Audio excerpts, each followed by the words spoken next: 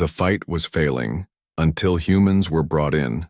In a distant corner of the galaxy, far beyond the reach of Earth's telescopes and satellites, an alien race known as the Kalith was fighting a losing battle. For centuries, they had been locked in a war against a terrifying enemy called the Vorin. The Vorin were not like other species. They did not build cities or create art. Instead, they moved like a swarm, consuming everything in their path: planets, resources, and even entire civilizations. Wherever the Vorin went, destruction followed. The Kalith were no strangers to conflict. Their people were proud warriors, skilled in both strategy and combat. They had developed advanced technology that allowed them to travel between stars and defend their worlds with powerful weapons. But none of this seemed to matter when it came to the Vorin. No matter how many ships the Kalith destroyed, more would appear. No matter how many battles they won, the Vorin always returned stronger and more numerous than before. Commander Liren stood on the bridge of her flagship, the Aryan Dawn. She stared out at the vast expanse of space, her mind heavy with worry. The Kalith fleet had just suffered another crushing defeat. Dozens of their ships had been lost and thousands of soldiers had died. The Vorin were relentless, and their numbers showed no sign of decreasing. It felt as though the Kalith were being slowly ground down, piece by piece. Liren turned to face her council members, who sat around a large circular table in the center of the room.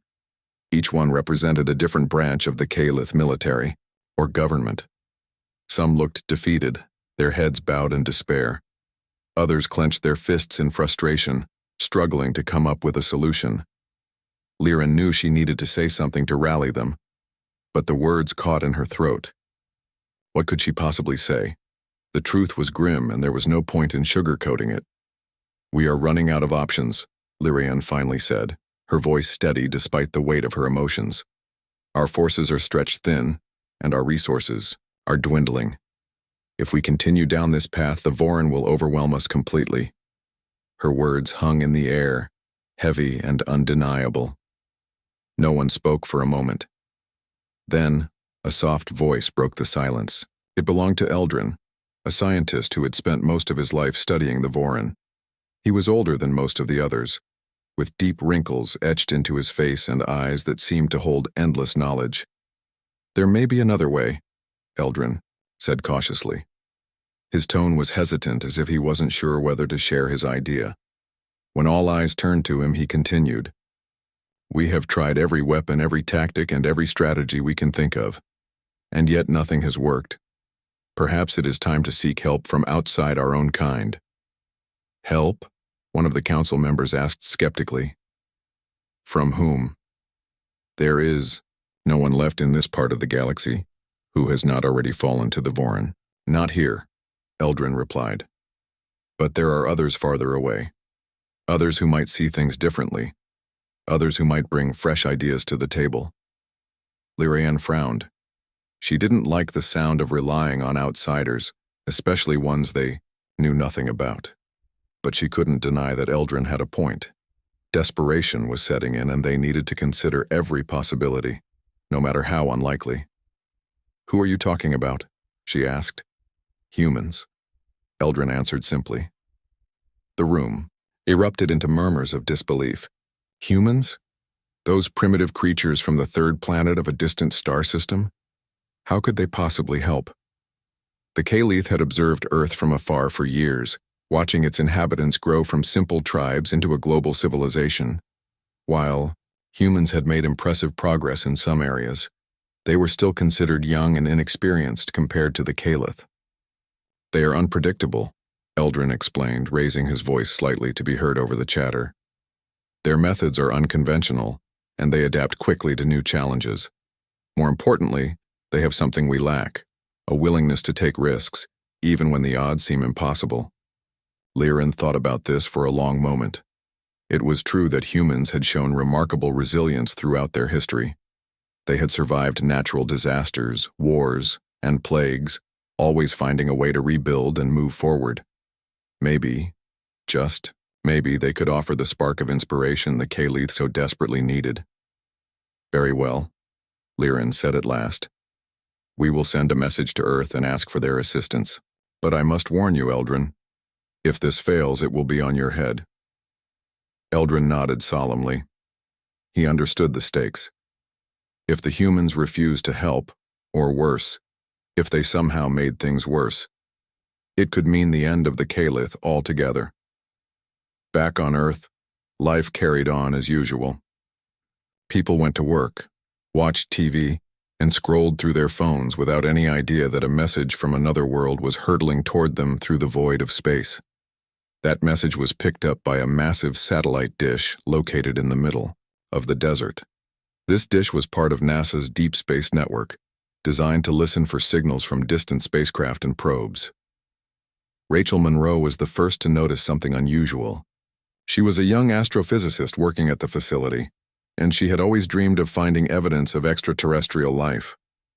So when her computer screen lit up with strange patterns of data, her heart skipped a beat.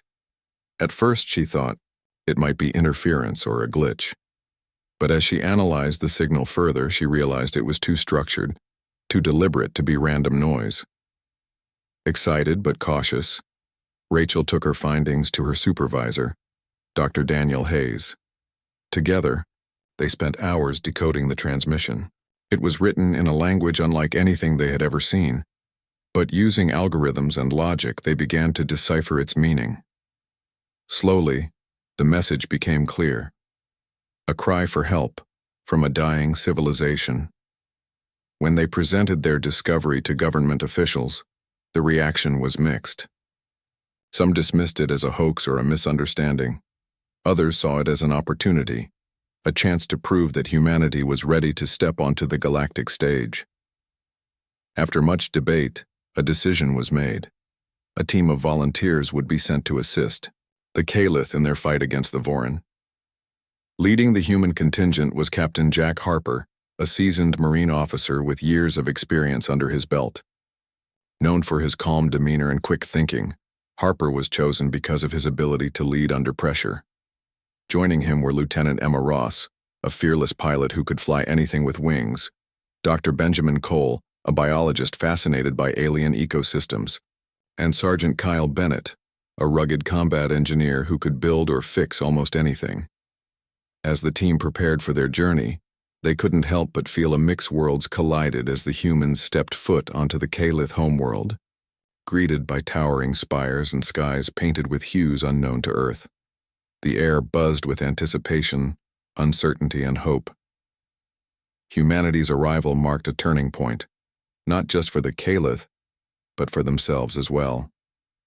Little did they know their actions would shape the fate of two civilizations forever. This concluded part 1 of the story, setting the stage for the challenges and triumphs ahead. The journey to the Calith homeworld was unlike anything the human team had ever experienced. They traveled through a wormhole created by the Calith's advanced technology, a swirling tunnel of light and energy that seemed to stretch on forever.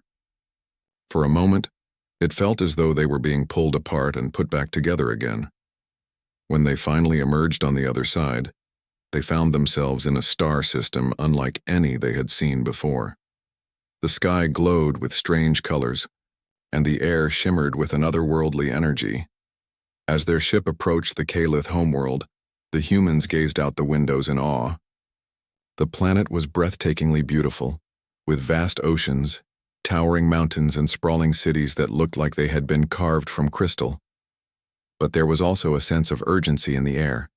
The Calith fleet surrounded them, their sleek ships moving with precision and purpose. It was clear that this was not a time for celebration. It was a time for action.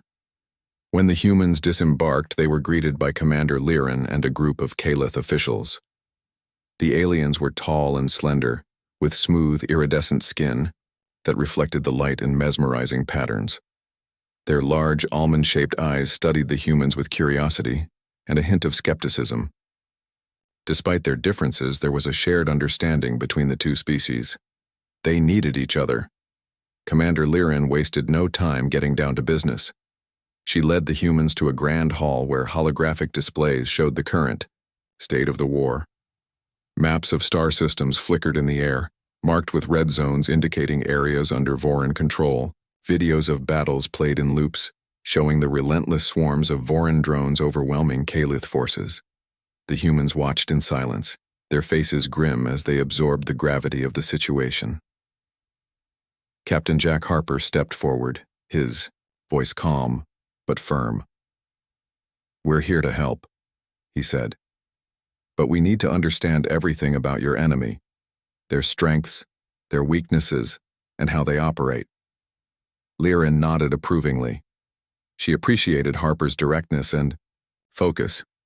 Turning to her advisors, she gave a brief command, and within moments, data streams began pouring into the room. The humans were given access to everything the Kalith had gathered about the Voran over the years: battle reports, scientific analyses, and even recordings of intercepted communications. It was an overwhelming amount of information. But the humans dove into it with determination. Dr. Benjamin Cole, the biologist, immediately set to work examining biological samples taken from fallen Voran drones. He worked tirelessly in a makeshift lab, using both Kalith and human equipment to study the creature's physiology. What he discovered was both fascinating and alarming. The Voran were not entirely organic beings. They seemed to be part machine, part organism. Their bodies were designed for efficiency, capable of repairing themselves and adapting to new threats almost instantly. This explained why the Kalith had struggled so much against them. Meanwhile, Lieutenant Emma Ross collaborated closely with Kalith engineers to improve their starfighters. The Kalith ships were incredibly advanced, but they lacked the agility and responsiveness needed to outmaneuver the Voran swarms. Ross suggested modifications to the engines and control systems, drawing on her experience flying Earth's most cutting-edge aircraft. Her ideas sparked excitement among the Kalith engineers, who quickly began implementing her suggestions. Sergeant Kyle Bennett focused on fortifying the Kalith defenses. Using materials native to the planet, he designed structures that could withstand the Voran's relentless attacks. His designs incorporated elements of both Kalith and human engineering, blending strength and flexibility in ways neither species had considered before. The Kalith marveled at his ingenuity, often stopping to ask questions or offer assistance. As the days passed, the humans earned the respect and admiration of their alien allies. Their creativity and resourcefulness brought fresh hope to the Kalith, who had grown weary from years of constant fighting. Small victories began to pile up. In one skirmish, Ross's modified starfighters managed to outfly the Voran drones, giving the Kalith forces a crucial edge. In another battle, Bennett's defensive structures held firm against waves of attackers, allowing the Kalith to regroup and counterattack. Despite these successes, the humans knew they were only scratching the surface. The Voran were still a formidable foe, capable of adapting to every new tactic thrown their way. Captain Harper called a meeting with his team to discuss their next move. "We've made progress," Harper began, pacing back and forth in front of his teammates. "But we're still playing defense. We need to take the fight to them if we want to win this war." Dr. Cole nodded thoughtfully. "The Voran operate as a hive mind," he explained.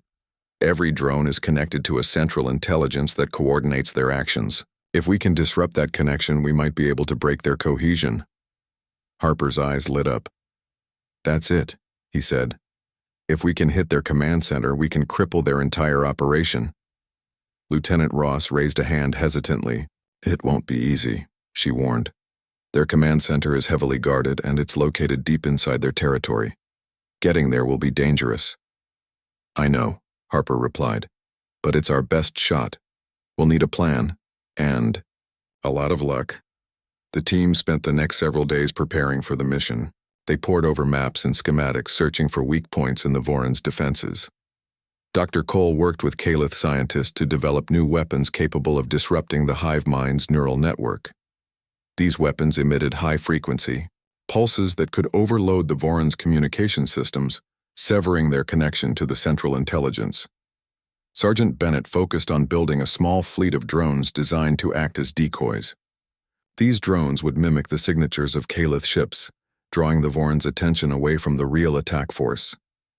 Meanwhile, Lieutenant Ross trained tirelessly in the modified starfighters, pushing them to their limits to ensure they could handle whatever lay ahead. As the preparations neared completion, tension filled the air. Everyone knew the risks involved. The mission would require precise timing and flawless execution. One mistake could mean disaster, not just for the strike team, but for the entire Calith race. On the eve of the mission, Captain Harper gathered his team for a final briefing. They sat together in a quiet corner of the Calith base, their faces illuminated by the soft glow of nearby monitors.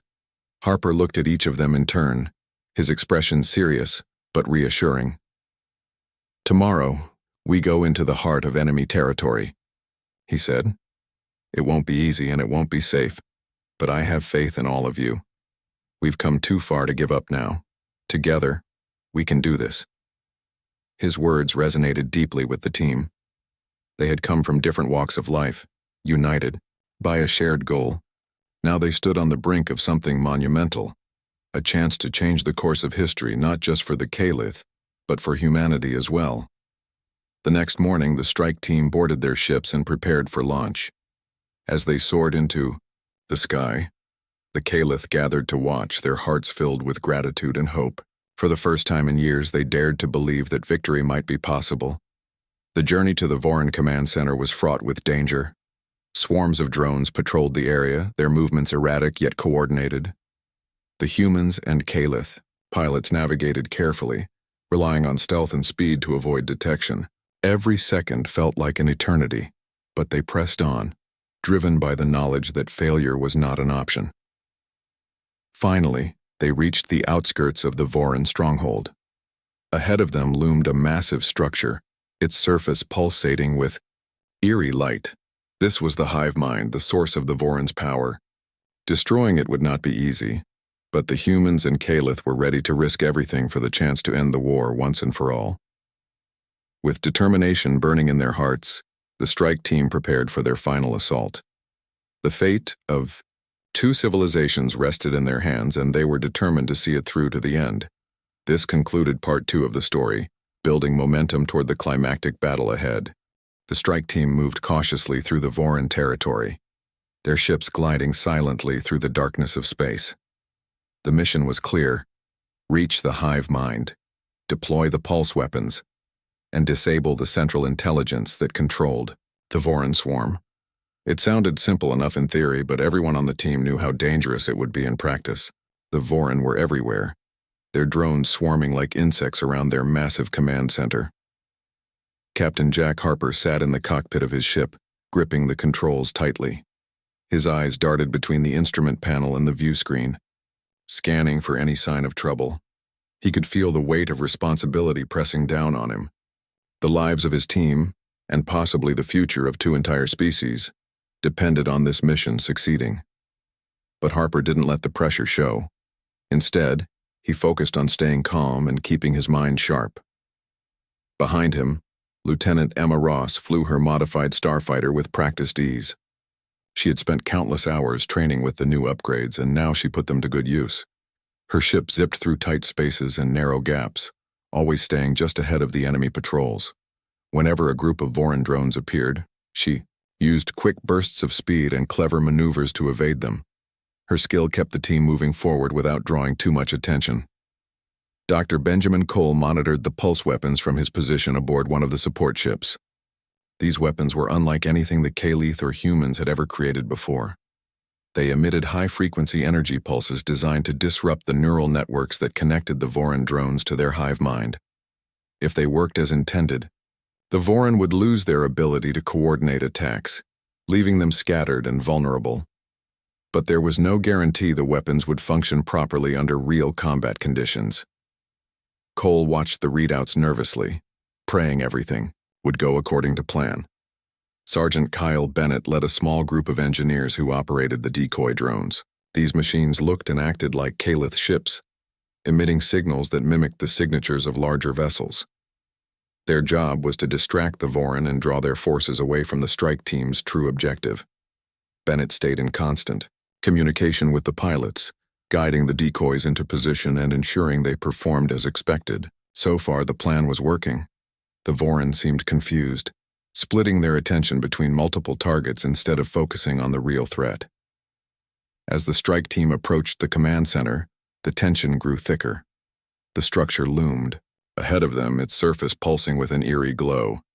It was massive, easily dwarfing even the largest Calith ships. Towering spires jutted out from its core and streams of energy crackled across its exterior. The sight was both awe-inspiring and terrifying. This was the heart of the Voran swarm, the source of their power and coordination. Destroying it wouldn't be easy. Harper signaled for the team to hold their positions while he assessed the situation. Dozens of Voran drones circled the command center, forming a protective barrier. Getting past them would require precision and timing. Harper turned to his teammates over the comms channel. "All right, listen up," he said, his voice steady despite the adrenaline coursing through him. "We've got one shot at this. Once we're inside, there's no turning back. Stick to the plan, stay focused, and watch each other's backs." The others acknowledged his orders, their voices firm and resolute. They had trained for this moment and they were ready. Harper took a deep breath, then gave the signal to advance. Lieutenant Ross led the way, weaving her ship through the swarm of drones. She fired short bursts from her cannons to create openings, forcing the Voran to scatter. Behind her, Harper followed closely, keeping an eye out for any threats. The rest of the team fanned out, forming a protective formation around the ship carrying the pulse weapons. For a few tense minutes, it seemed like they might make it through undetected. But then, alarms blared across the comms channel. The Voran had spotted them. A wave of drones surged toward the strike team, their movements fast and chaotic. Harper shouted orders, directing his team to engage the enemy while still pushing toward the command center. Explosions lit up the void of space as the two sides clashed. Ross's ship danced through the chaos, narrowly avoiding collisions and blasts. Her fingers flew over the controls as she executed daring maneuvers, buying time for the others to close the distance to the hive mind. Sergeant Bennett's decoy drones proved invaluable during the fight, drawing many of the Voran away and giving the strike team a fighting chance. Dr. Cole monitored the situation anxiously, knowing that every second counted. Finally, the team reached the outer defenses of the command center.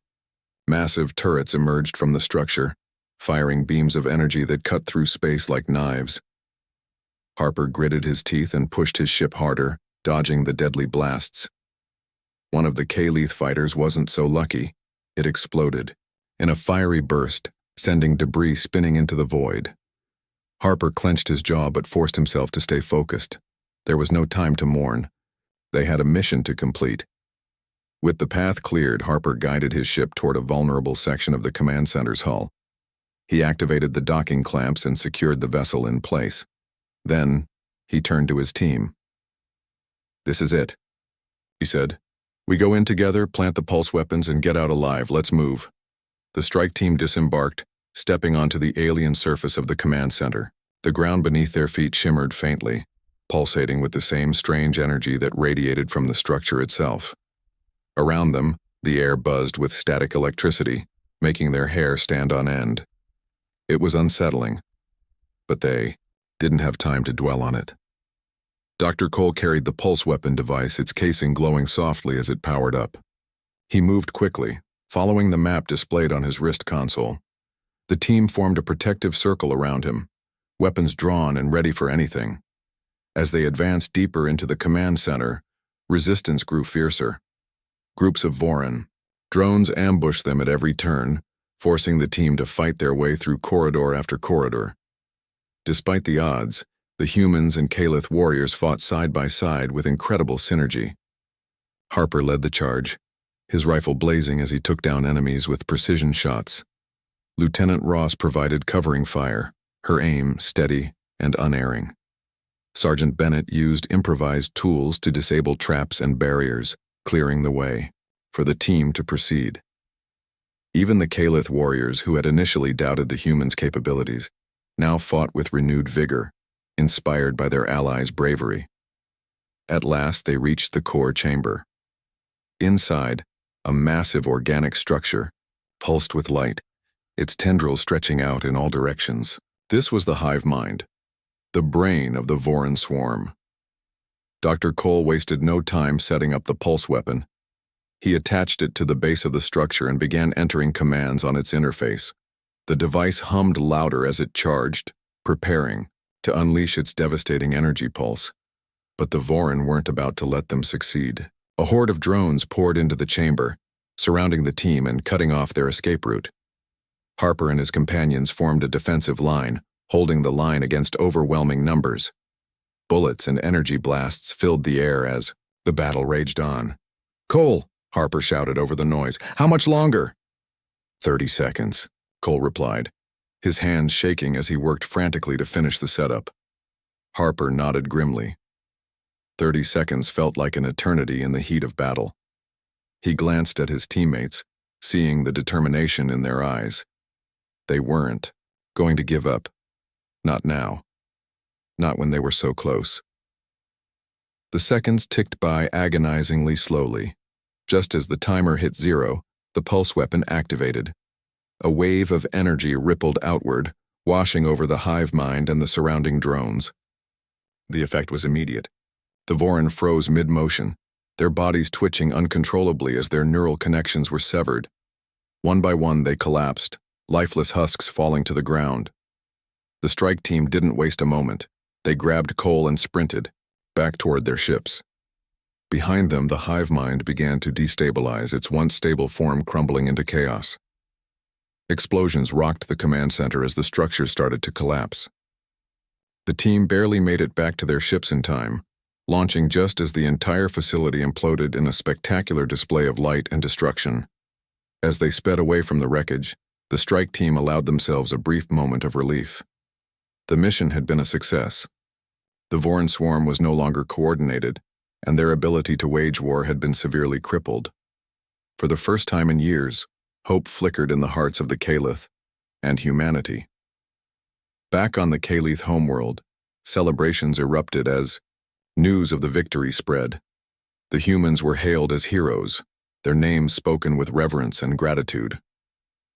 Captain Harper stood among his team, looking out at the cheering crowds. He felt a sense of pride, not just in what they had accomplished, but in the bond that had formed between two vastly different species. This was only the beginning. Together, humans and Kalith had proven that unity and cooperation could overcome even the greatest challenges, and as they looked toward the future, they knew they were stronger because of it.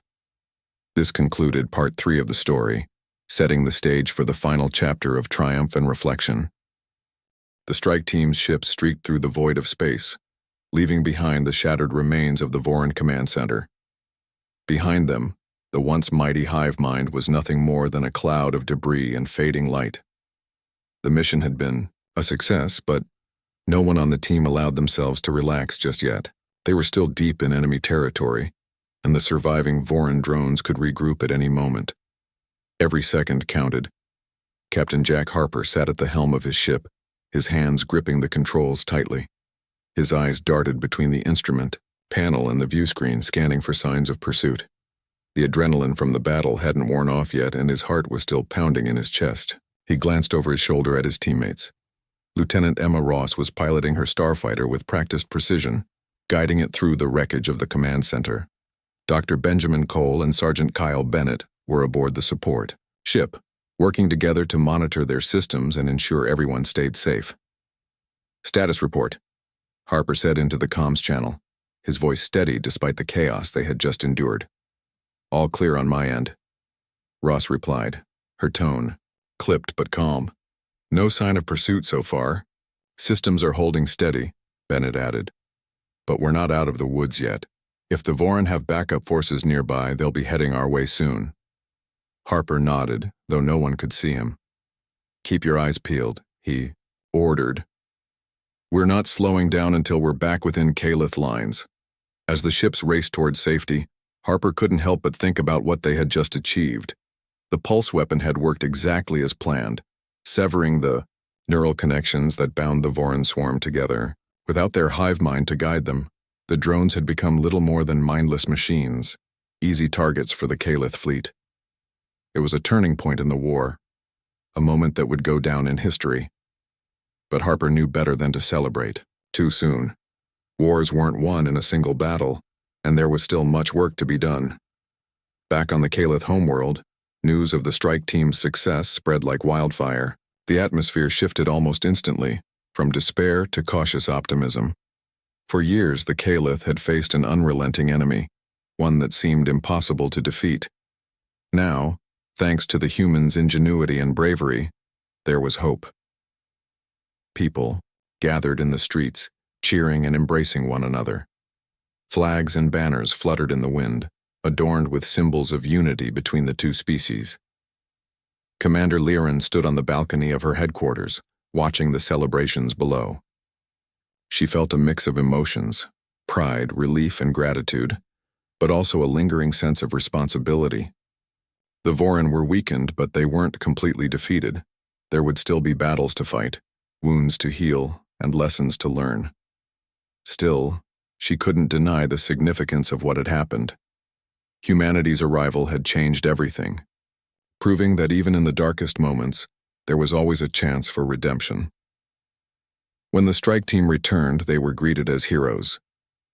Crowds lined the landing pads, waving and shouting words of thanks. Harper stepped off his ship first, followed by Ross, Cole, and Bennett. Their faces were weary but determined, their uniforms battered from the fight. As they walked through the throng of people, Calith citizens reached out to touch their arms or shake their hands, tears streaming down their faces. It was a moment none of them would ever forget. Liren approached the team personally, her expression warm and respectful. "You have done what many thought was impossible," she said, bowing slightly. "Your courage and sacrifice will never be forgotten." Harper met her gaze, his own eyes filled with quiet pride. "We didn't do it alone," he replied. "The Calith fought alongside us every step of the way. This victory belongs to all of us." In the days that followed, the humans and Calith worked together to assess the damage caused by the Vorin and begin the process of rebuilding. Lieutenant Ross collaborated with Calith engineers to repair damaged ships and fortify defenses against future attacks.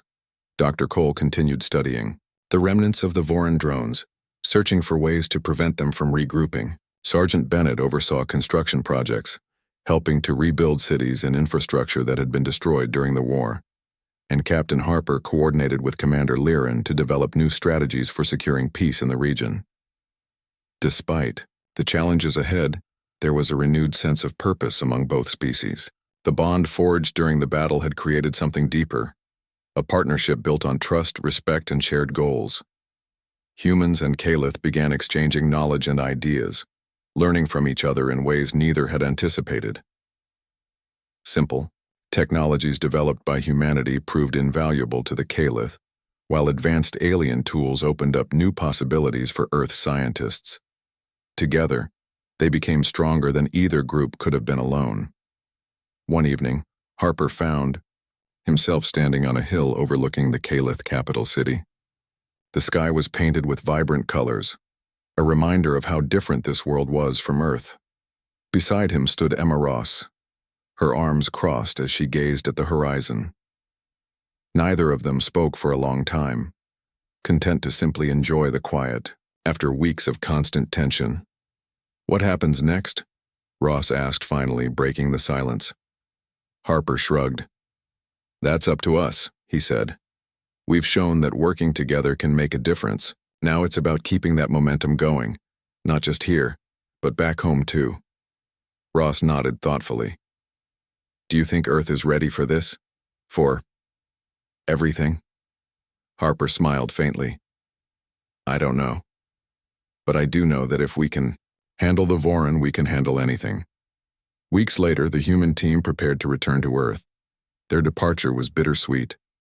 They had formed close bonds with the Calith and didn't want to leave, but they knew their mission wasn't truly over. By sharing their experiences and insights with humanity, they could inspire others to embrace cooperation and innovation. The fight against the Vorin had taught them that no challenge was insurmountable when people came together with a common purpose. As their ship ascended into the sky, Harper looked out the window at the planet below. The Calith had promised to keep in touch, sending ambassadors to Earth to strengthen ties between their civilizations. It was the start of something new, a partnership that transcended borders and species. When the team arrived back on Earth, they were greeted with fanfare and media attention. Their story captivated the world, sparking discussions about humanity's role in the galaxy. Governments and organizations began exploring ways to collaborate with extraterrestrial allies, paving the way for a brighter future. For Captain Harper and his team, the journey had changed them forever. They had left Earth as ordinary individuals, but they returned as symbols of hope and resilience.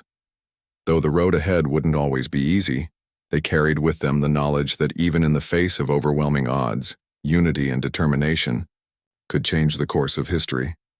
And so the fight that had once seemed hopeless became a testament to the power of collaboration. Humanity and the Caliph had proven that no matter how different two species might be, they could stand side by side and achieve greatness. Together, they had turned failure into triumph, and in doing so, they had secured a legacy that would endure for generations to come. The return to Earth was both a celebration and a challenge for Captain Jack Harper and his team. News of their victory against the Voran had spread across the globe, sparking widespread curiosity and excitement. People wanted to know everything. What the Caliph were like, how the Voran had been defeated, and what it all meant for humanity's place in the universe. For Harper and his teammates, this newfound fame was overwhelming. They weren't used to being in the spotlight, and they struggled to balance sharing their story with maintaining some semblance of normalcy. The team was invited to speak at conferences, appear on television shows, and meet with world leaders. At first, Harper tried to keep things simple, focusing on the facts and avoiding exaggeration. He explained that their success wasn't just about human ingenuity, it was about teamwork. The Caliph had trusted them, and together they had achieved something neither species could have done alone. But as the weeks went by, Harper noticed a shift in how people responded. Some saw the mission as proof that humanity was ready to take its place among the stars. Others worried about the implications of interacting with alien civilizations, fearing it might lead to conflict or unintended consequences. Lieutenant Emma Ross handled the attention differently. She embraced her role as a public figure, using her platform to advocate for space exploration and cooperation with other species. Her speeches inspired young people around the world to pursue careers in science and engineering. "We're not just citizens of Earth anymore," she often said. "We're part of something bigger, and if we work together, there's no limit to what we can achieve." Dr. Benjamin Cole, on the other hand, preferred to stay out of the limelight. He spent most of his time in laboratories, analyzing data collected during the mission. The samples he had brought back from the Voran Command Center were unlike anything Earth's scientists had ever seen. Cole worked tirelessly to understand the creature's biology and technology, hoping to uncover secrets that could benefit humanity. His discoveries were groundbreaking, but he remained humble, crediting the Caliph for their assistance and emphasizing the importance of collaboration. Sergeant Kyle Bennett focused on practical matters. He traveled to military bases and research facilities, teaching others how to build and use the tools he had developed during the mission. His designs for defensive structures and decoy drones became standard practices, not just for space missions, but also for protecting Earth itself. Though he rarely gave interviews, those who worked with him admired his dedication and resourcefulness. Despite the celebrations and accolades, not everyone was thrilled about humanity's new role in the galaxy. Skeptics argued that opening communication with alien species was too risky.